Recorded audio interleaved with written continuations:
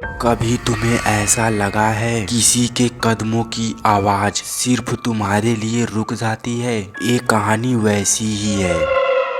मैं एक पीजी में रहता था, सस्ता, पुराना और रात को बहुत शांत। उस दिन मैं लेट आया था और बिल्कुल रात के 1:17 पर ऊपर वाले फ्लोर से कदमों की आवाज आना शुरू हुई।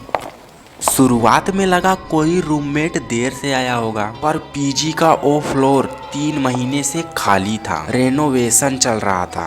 वे फुटस्टेप बिल्कुल मेरे ऊपर वाले कमरे में रुक गए और फिर एकदम शांत, जैसे कोई खड़ा हो, मेरी तेज सांसें सुन रहा हो।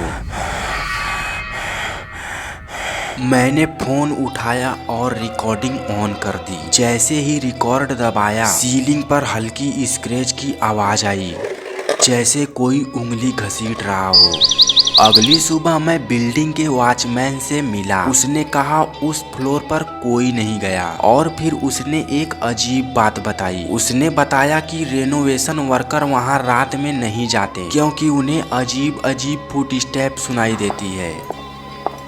अगली रात मैं जाग रहा था। 1:17 हुआ और फुटस्टेप फिर से शुरू हो गई। इस बार धीरे, ऊपर से नीचे आते हुए, ठीक मेरे रूम के सामने। दरवाजे के नीचे से परछाई दिख रही थी। कदम वहीं रुक गए। मेरे हाथ कांप रहे थे। दरवाजा बंद था, पर अंदर मुझे क्लियरली लगा कोई मेरे नाम का इंतजार कर रहा है। जैसे आवाज पूछ रही हो, क्या मैं अंदर आ सकता हूँ?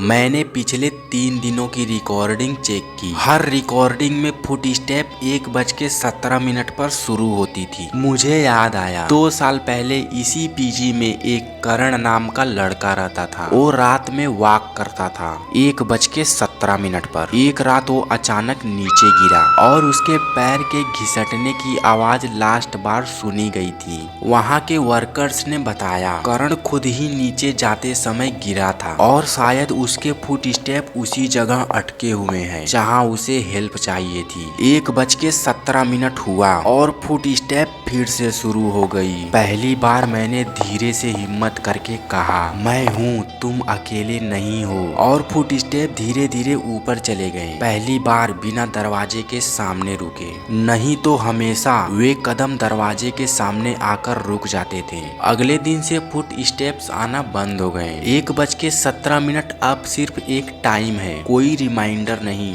कभी कभी कुछ आवाजें इसलिए फंसी रहती हैं क्योंकि उन्हें फाइनली कोई सुन ले, और शायद वो बस यही चाहता था। तो दोस्तों, ये थी एक शॉर्ट हॉरर स्टोरी। रोज ऐसी ही हॉरर और मजेदार कहानियों के लिए चैनल को सब्सक्राइब जरूर करें।